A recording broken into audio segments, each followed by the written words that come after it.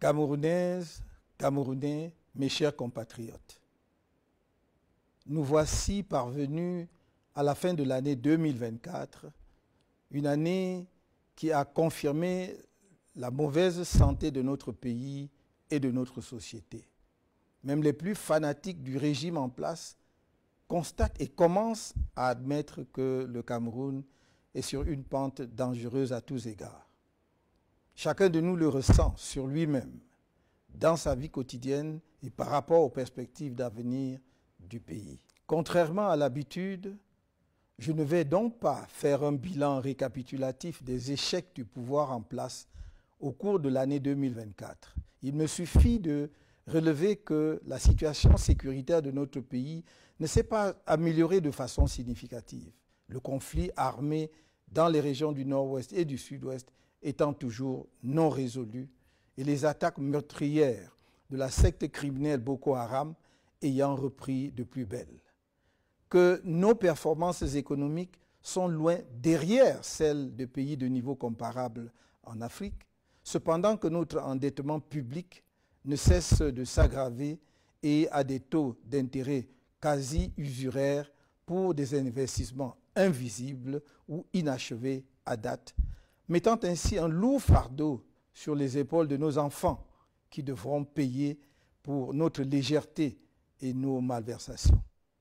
Que la situation scolaire est catastrophique et sur le plan social en particulier, avec une hausse continue des prix des denrées de première nécessité qui rend le coût de la vie insupportable pour nos populations, en particulier les plus pauvres et les plus vulnérables.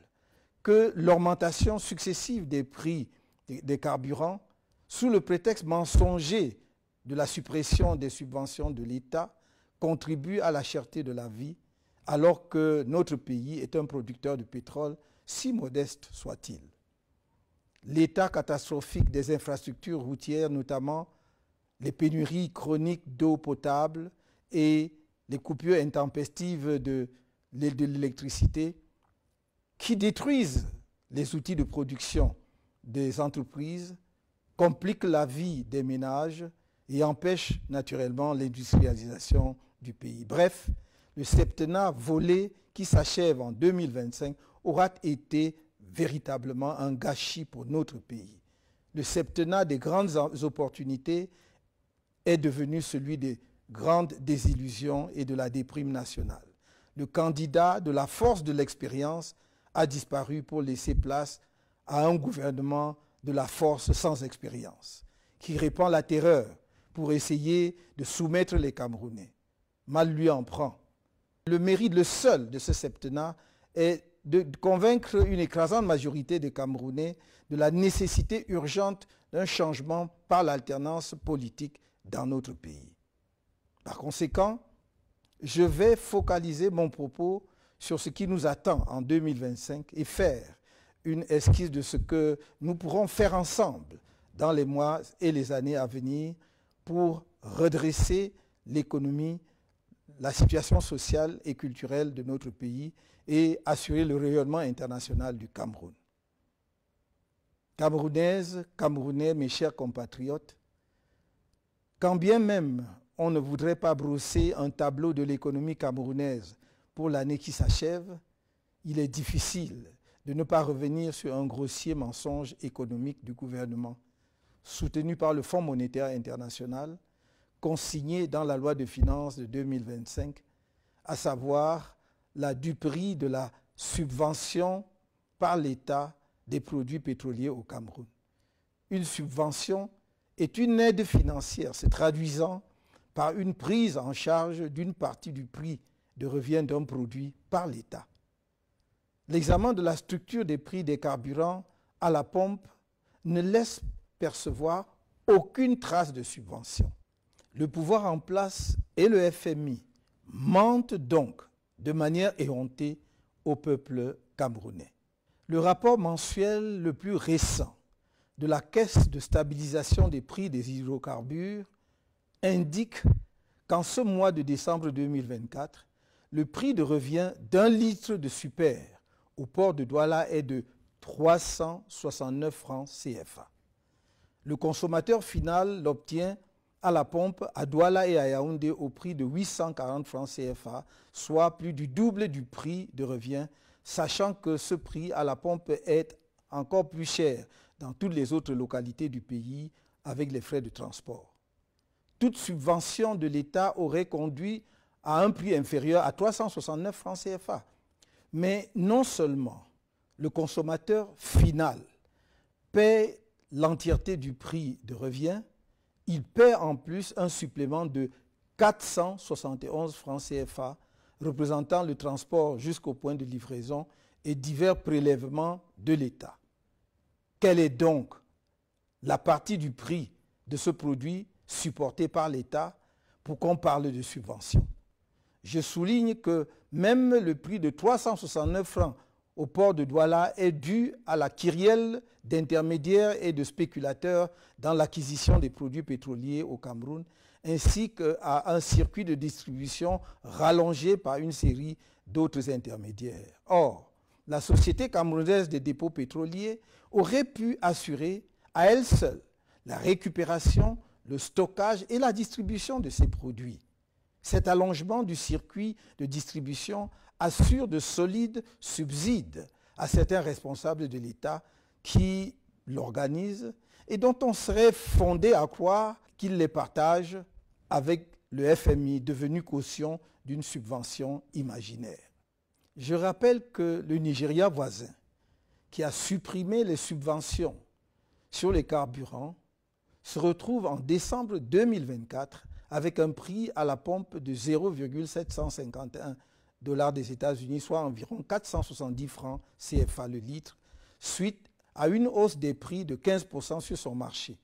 La Libye, qui subventionne les produits pétroliers, pratique un prix de 0,031 $ des États-Unis, soit 19,36 francs CFA le litre de super sur la même période.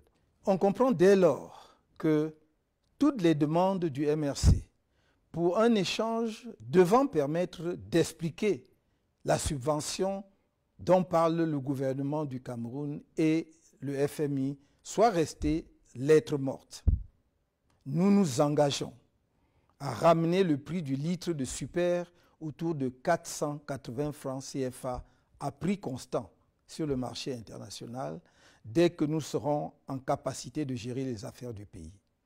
Le surplus prélevé sur le prix de revient par litre permettra de réaliser dans les plus brefs délais une raffinerie de dernière génération dont la mise en marche permettra de baisser davantage les prix pour les situer dans la moyenne des prix de production des pays transformateurs de pétrole.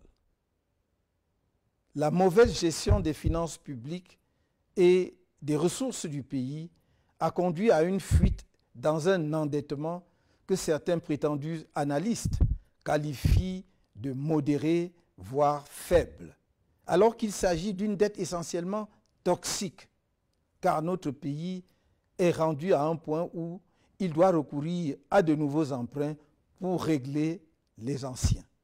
Cela est très frappant lorsque l'on considère la zone franc dans son ensemble. Le Cameroun y apparaît comme le pays le plus endetté auprès de la Chine et de la France, devant des pays qui, a priori, se classent devant lui en matière de dette sur la scène continentale. Nous ne pouvons ralentir le rythme de notre endettement qu'en nous mettant résolument au travail et en imposant aux structures publiques un niveau de dépenses à la mesure des moyens du pays. C'est pourquoi nous nous engageons notamment à réduire drastiquement le train de vie de l'État, à accroître substantiellement la production dans tous les secteurs de l'activité économique nationale et à accélérer l'industrialisation du pays afin de devenir une économie fortement exportatrice et de redresser la balance commerciale, à instaurer la bonne gouvernance en étant intraitable sur la corruption et les détournements des fonds publics, à l'amélioration significative du pouvoir d'achat afin de booster la consommation et stimuler en même temps la production locale, source de croissance économique. À mobiliser effectivement les recettes de l'exploitation des nombreuses ressources naturelles de notre pays au profit du développement national. Le récent rapport de la Chambre des comptes de la Cour suprême du Cameroun sur l'exécution de la loi des finances 2023 laisse pantois devant le niveau de pillage de la fortune publique par les personnels de l'État et leurs complices. Quand on y découvre, par exemple, qu'en un an, l'État aurait prélevé les ridicules sommes de 8 000 francs CFA sur le conditionnement du bois et de 18 430 francs CFA sur les jeux de hasard. Ceci n'est qu'une indication de quelques actions économiques urgentes que nous nous engageons à mettre en œuvre pour amorcer la réforme en profondeur et la modernisation du Cameroun. Notre programme de gouvernement en vue de l'élection présidentielle de 2025 sera rendu public en son temps. Dans un tout autre domaine, je voudrais qu'ensemble, avec toutes nos gloires du monde sportif, nous assurions le rayonnement international de notre pays dans les domaines des sports de haut niveau, en particulier dans ceux où le Cameroun dispose d'atouts importants. Je me limiterai ici à notre sport roi, le football. Notre objectif majeur à moyen terme est la co-organisation avec 3 pays frères, la Côte d'Ivoire, le Nigeria et le Ghana, de la Coupe du monde de football en 2038. La contribution exceptionnelle du Cameroun, tant au football africain qu'au football mondial, nous autorise une telle ambition. Nous sommes convaincus qu'en s'associant dans une telle initiative, le Cameroun, la Côte d'Ivoire, le Ghana et le Nigeria, 4 grandes nations de football africain et mondial, dotées d'infrastructures sportives de classe mondiale, auraient de bonnes chances de convaincre les instances compétentes de la FIFA de leur capacité à organiser ensemble, avec succès, un tel événement planétaire entièrement sur le sol africain après l'Afrique du Sud. Ce serait assurément un motif de grande fierté pour nos 4 pays et pour notre continent. Avec votre soutien, nous mettrons un maximum d'efforts et de ressources diplomatiques pour convaincre les uns et les autres de la pertinence d'un tel projet. D'abord la Côte d'Ivoire, qui aurait déjà manifesté l'intérêt pour l'organisation de cette grande fête du football mondial, puis le Nigeria et le Ghana, ensuite la FIFA. Camerounaises, Camerounais, mes chers compatriotes, l'année 2025 est, faut-il le rappeler, une année électorale décisive pour notre pays. Je serai candidat au scrutin présidentiel à venir.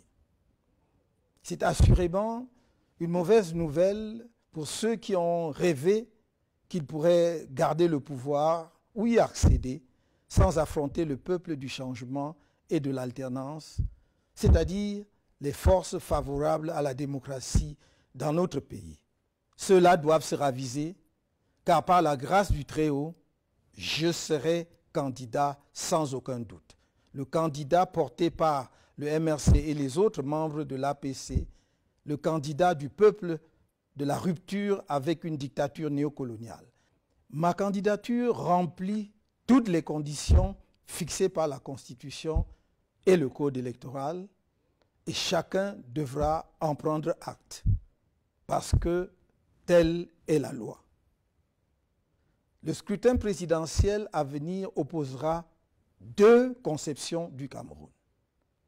D'une part, une conception passéiste et tribaliste d'un pays figé dans l'inertie, fondé sur l'arbitraire et l'exercice de la terreur contre les citoyens, gangréné par la corruption, héritière du pouvoir colonial et de ses pratiques, et au service d'une nébuleuse néocoloniale effrayée par la modernité autant que par la diaspora camerounaise, dépourvue d'empathie et de compassion vis-à-vis des populations les plus vulnérables ou sinistrées comme à Izeka, au mont Bankolo, dans les inondations de l'extrême nord, à Ngouaché ou à la falaise de Tchan, pour ne citer que quelques exemples récents. En tous ces lieux de douleur et de larmes, les populations espéraient en vain la présence d'un président indifférent et irrémédiablement absent.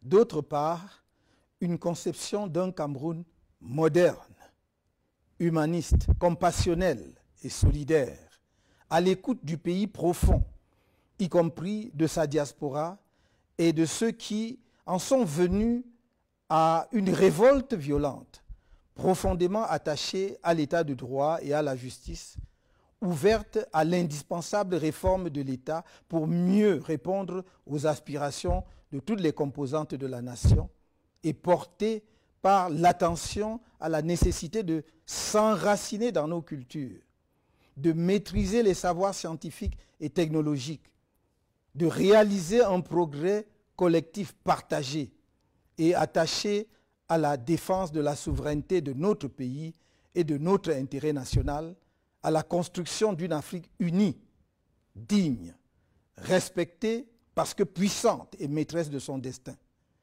Telles sont les deux visions d'avenir de notre pays qui sont devant vous et qui doivent éclairer votre choix en 2025. Tous les efforts doivent être faits afin que nous atteignions notre objectif ultime à l'issue de ce scrutin, à savoir la victoire. Dans cette perspective, un budget a été approuvé lors du Conseil national du MRC tenu le 26 octobre dernier à Yaoundé. Il sera complété éventuellement par les prévisions des autres membres de l'Alliance politique pour le changement. L'élection présidentielle de 2025 n'est pas juste un scrutin comme ceux qui l'ont précédé. C'est une élection cruciale dans la vie et l'histoire de notre pays qui permettra de le relancer ou de le laisser poursuivre sa dérive dans les décennies à venir. C'est pourquoi j'en appelle à notre sursaut collectif face au candidat du pouvoir, qui qu'il soit, car le candidat du RDPC bénéficiera, comme d'habitude, des financements illimités de l'État, des grandes entreprises, des femmes et hommes d'affaires les plus riches du pays, voire du discret soutien de certains pays étrangers. La contribution de chacun au financement de notre participation digne et efficiente au scrutin à venir est donc indispensable. Nous lancerons la campagne de collecte des contributions au cours du mois de janvier.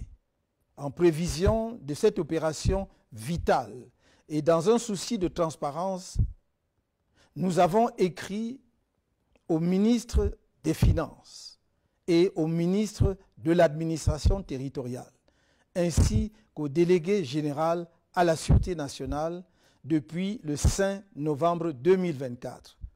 Non seulement pour les en informer, mais aussi pour leur demander expressément de nous accompagner dans cette opération afin d'éviter toute spéculation inutile ou malveillante sur les résultats de la collecte et son utilisation. Une bonne élection, c'est d'abord une élection crédible, qui n'est possible que si les organismes en charge de l'organisation de ces élections et de l'arbitrer sont eux-mêmes crédibles. Et l'ECAM a un rôle essentiel à jouer pour garantir des élections transparentes, justes et libres et apaisées dans notre pays. L'expérience tirée de notre participation au double scrutin législatif et municipal de 2013 et plus encore de l'élection présidentielle du 7 octobre 2018 montre un arbitre de jeu électoral plutôt partisan. Une illustration récente est l'attitude de l'ECAM pendant l'année 2024, alors que les Camerounais se mobilisaient comme jamais auparavant pour les inscriptions sur les listes électorales et qu'on se serait attendu à ce que l'ECAM les y encourage avec enthousiasme. On a tous été témoins des manœuvres d'obstruction engagées en particulier par la Direction générale de l'ECAM. Cette tare qui inspire à la population le sentiment que tout est joué d'avance doit être corrigée impérativement avant le prochain scrutin présidentiel. C'est l'occasion de rappeler une fois de plus que l'article 80 du Code électoral dispose, je cite, qu'à l'issue des opérations de révision et au vu des documents et données communiquées par les démembrements régionaux d'Elections Cameroun, le directeur général des élections établit et rend publique la liste électorale nationale au plus tard le 30 décembre. Fin de citation. Nous sommes aujourd'hui le 31 décembre 2024. Dans quelques heures, nous serons en 2025 et la liste électorale nationale n'est toujours pas rendue publique. Le MRC ne laissera pas une telle forfaiture sans suite légale appropriée et ne fera aucune concession sur quelque violation que ce soit du Code électoral. C'est dans cet esprit que nous avons saisi les tribunaux pour constater et sanctionner les violations de la loi portant organisation et fonctionnement du Conseil constitutionnel par certains de ses membres, dont son président. En ce qui concerne le comportement de l'ECAM et de certains acteurs techniques du processus électoral, je constate que l'ECAM a toujours du mal à appréhender son rôle d'origine, c'est-à-dire d'organe neutre, garant d'élections libres, transparentes et apaisées au Cameroun. Et l'ECAM doit se souvenir de l'histoire électorale dans notre pays et surtout pourquoi et comment on en est venu à sa création. Si les membres de cet organisme pensent seulement au décret de leur nomination et oublient leur indépendance, leur responsabilité et leur devoir impérieux vis-à-vis de la nation, ils feront courir à notre pays de graves périls engendrés par des crises électorales inutiles. S'agissant des partenaires techniques de l'ECAM, l'Allemagne, qui a souffert gravement dans son histoire des dérives totalitaires d'un régime politique et qui surmonta admirablement cette épreuve, est bien placée pour comprendre la frustration du peuple camerounais face au comportement inacceptable de certaines sociétés allemandes qui accompagnent l'organe électoral camerounais. Ces sociétés s'étaient engagées à mettre en place une biométrie électorale au Cameroun depuis plus de 10 ans et depuis lors se sont transformées en agents techniques de la fraude électorale qui permet à un candidat battu aux élections successives de se perpétuer au pouvoir dans notre pays. Cette situation inadmissible ne saurait continuer sans aucune conséquence légale. C'est l'occasion pour moi d'interpeller tous les partenaires du Cameroun et notamment ceux qui assistent financièrement à l'ECAM. Est-il cohérent de financer un programme avec des objectifs affichés de promotion de la démocratie et d'assister sans rien dire aux pratiques antidémocratiques avérées et récurrentes de l'ECAM? Mes chers compatriotes, je sais que mieux que les autres Camerounais, vous, responsables et éléments des forces de défense et de sécurité, et vous, autorités administratives à tous les niveaux, savez que notre pays entre dans une zone extrêmement sensible et volatile. La seule manière d'éviter une inflammation de notre pays, redoutée par tant d'observateurs, c'est de laisser les Camerounais s'exprimer librement dans les urnes et de respecter scrupuleusement leur choix. Vous devez vous assurer, chacun de vos corps en ce qui le concerne, que l'élection présidentielle aura lieu dans la transparence totale et dans la paix.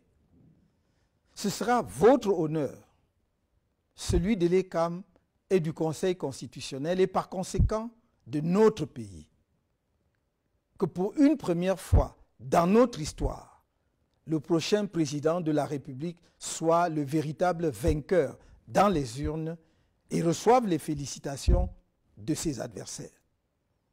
Dans cette perspective, votre mission cardinale en cette année électorale si particulière devra être de protéger la loi et non pas un homme ou une femme, un clan ou un parti politique. Votre responsabilité est particulièrement grande. Elle le sera encore plus après la proclamation des résultats du scrutin. Nul ne doit se sentir menacé par le changement à travers l'alternance démocratique que les populations de nos 10 régions, celles des villes comme celles des villages, appellent de leurs vœux. Nul ne doit en avoir peur, car nous aurions là une occasion exceptionnelle de réconcilier et de rassembler, de penser les mémoires plurielles blessées et de remettre notre pays sur les rails. Que chacun, à sa place, joue pleinement son rôle tel que défini par la loi et notre peuple donnera, comme d'autres peuples avant lui, une belle leçon de courage et de maturité politique et démocratique. Camerounaises, Camerounais, mes chers compatriotes, l'élection présidentielle, c'est la rencontre d'un candidat, femme ou homme, avec le peuple. Je suis certes candidat du MRC et de l'Alliance politique pour le changement à l'élection présidentielle à venir. Mais c'est vous, Camerounaises et Camerounais, électeurs de toutes les régions du pays, qui déciderez de qui sera votre prochain président de la République. Depuis mon entrée en politique, avec le lancement du MRC en 2012, vous avez été témoin des multiples campagnes de diabolisation contre ma personne, orchestrées tant ici même au Cameroun que dans les médias internationaux par le pouvoir en place. Malgré ces campagnes montées sur de grossiers mensonges, avec en toile de fond un tribalisme nauséabond, indigne d'un peuple camerounais par ailleurs admiré et respecté, personne, même pas le pouvoir qui détient tous les leviers pour enquêter sur les citoyens, ne vous a jamais produit la moindre preuve des multiples accusations portées contre moi. Je suis dans la vie publique depuis plusieurs années. La plupart d'entre vous me connaissent un temps soit peu. Chacun de vous a eu le temps de m'observer et de pouvoir se faire une opinion factuelle de mon attachement sincère aux Camerounais de toutes les origines et de toutes les religions, ainsi que de mon engagement patriotique indéfectible pour notre cher pays. Jugez chaque personnalité publique par vous-même sur la base de ses actes et non pas sur ce qu'on vous fait croire qu'elle est. C'est la seule façon d'échapper à la manipulation, la propagande, le mensonge et d'éviter les regrets après coup qui arrivent toujours trop tard. Dans cet esprit, je lance une fois de plus, comme je n'ai cessé de le faire solennellement, au moins depuis la convention du MRC de 2017, un appel en direction de mes compatriotes du RDPC, habités par le désir du changement et de sauvetage de notre pays. Je leur redis que mes bras leur restent largement ouverts. Ma conviction profonde est qu'on ne peut pas nourrir l'ambition de construire un pays en excluant du chantier national certaines de ses filles et de ses fils pour leurs choix politiques passés. Je sais qu'il y a dans les rangs du RDPC des femmes et des hommes de qualité qui, malheureusement, n'ont jamais pu exprimer la plénitude de leur talent. J'aurais besoin d'eux pour sortir notre pays de la misère structurelle où il a été plongé, du fait des mauvais choix politiques faits au sommet de l'État depuis 42 ans. J'ai besoin de toutes les énergies pour remettre le Cameroun au travail, dans l'ordre et la discipline, afin de réaliser le progrès partagé de toutes les populations et son rayonnement international. Dans le même élan, je m'engage dans le cadre d'une réconciliation nationale nourrie par notre histoire politique profonde, où nos grands héros nationalistes, dont Ruben Oumniobé, Roland Félix Moumié, Ernest Ouandié, Abel Kingé, Castor Osende Afana, Ndetou Massa, Marthe et Kemeyon Moumié, pour n'en citer que quelques-uns, seront effectivement réhabilités et célébrés à la mesure de leur sacrifice pour notre nation, et où sera organisé le retour des restes du premier président de la République, Amadou Ahidjo, dans son pays natal. Je ne saurais terminer ce message sans dire à mes compatriotes du Nord-Ouest et du Sud-Ouest qu'avec leur soutien en 2025, une fois accédé à la tête de l'État, une de mes premières décisions sera de libérer tous les prisonniers politiques anglophones, de permettre aux exilés anglophones de revenir au pays et de convoquer un vrai dialogue national inclusif sur la question anglophone. Tous les sujets politiques relatifs au règlement de cette question, dans le respect de nos héritages culturels respectifs, seront abordés sans tabou, y compris l'instauration dans notre pays du fédéralisme. À ce dialogue national inclusif seront conviées toutes les parties prenantes à la guerre civile inutile qui a ravagé ces régions, y compris les différents mouvements armés. Je veux arrêter cette sale guerre que certains ont imposée à notre pays depuis 8 ans maintenant. Nous pouvons l'arrêter. Nous devons ensemble l'arrêter pour enfin envisager sereinement la reconstruction des régions concernées et l'ensemble de notre pays. De même, je puis assurer mes compatriotes des régions de l'extrême nord, du nord et de l'Adamawa, qui ont tant donné au pouvoir en place, mais qui sont abandonnés sans état d'âme, à une misère choquante et à la merci de l'insécurité, de notre engagement à prendre toutes les mesures nécessaires pour le relèvement économique et social des 3 régions concernées et à mettre à la disposition de l'armée camerounaise tous les moyens conséquents pour sécuriser nos frontières orientales afin d'endiguer les attaques terroristes de la secte Boko Haram qui perturbent leur quotidien depuis plus de 10 ans. S'agissant de la lutte politique en cours, j'ai une pensée particulière pour nos nombreux compatriotes qui purgent encore des peines de prison arbitraires et illégales, malgré l'avis du groupe de travail sur la détention arbitraire de l'ONU en date du 4 novembre 2022. L'État du Cameroun foule au pied cet avis alors qu'il s'impose à lui en raison de la ratification par notre pays du Pacte international relatif aux droits civils et politiques de 1966. Enfin, je voudrais être très clair pour tous nos compatriotes qui seront en charge de maintenir l'ordre public au cours de l'année 2025. Plus jamais, le MRC ne tolérera la barbarie que certaines autorités administratives, éléments des forces de sécurité et magistrats ont fait subir à ses militants et sympathisants. Chaque tortionnaire d'un de nos militants ou sympathisants sera personnellement tenu responsable. Il sera poursuivi jusqu'à la fin de ses jours. À toute fin utile, je rappelle aux uns et aux autres que la torture est un crime imprescriptible et qu'en tant que crime contre l'humanité, il peut faire l'objet de poursuites devant des tribunaux étrangers. Je réitère également que nous danserons sur le rythme que choisira le régime et que si le peuple camerounais devait être placé en situation de légitime défense, il exercerait sa légitime défense. Mes chers compatriotes, le soutien que je sollicite de vous passe par une inscription massive sur les listes électorales de l'ECAM dès le 2 janvier 2025. Pour ceux et celles qui ne sont pas encore inscrits, La campagne d'inscription qui s'ouvre le 2 janvier sera la dernière avant le scrutin présidentiel que nous attendons tous.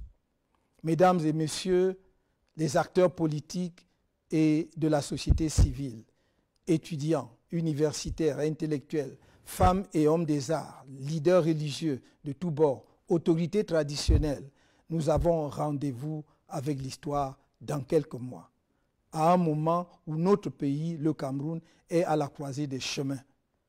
Nous n'avons pas le droit de manquer ce rendez-vous. Nos désaccords et autres petites querelles habituelles doivent être tus devant l'enjeu politique qui se joue autour du scrutin présidentiel à venir. C'est pourquoi j'appelle à un grand rassemblement pour un sursaut national en 2025, par les urnes et dans la paix. N'ayez pas peur. Je le répète, n'ayez pas peur. L'agitation, la gesticulation, les provocations et menaces incessantes que vous entendez sont les derniers soubresauts de quelques extrémistes d'un régime qui a fait trop de mal à notre pays et qui sait lui-même qu'il est au bout de sa course. Ne vous laissez ni distraire, ni impressionner. Ces extrémistes du régime ont beau déployer le spectre de la terreur et du chaos, ils ne triompheront pas face au peuple camerounais debout. L'avenir nous tend les bras, saisissons-les. Bonne et heureuse année 2025, dans la douceur d'un Cameroun porté par le souffle de l'espoir. Je ne vous trahirai pas. Que Dieu élève notre pays.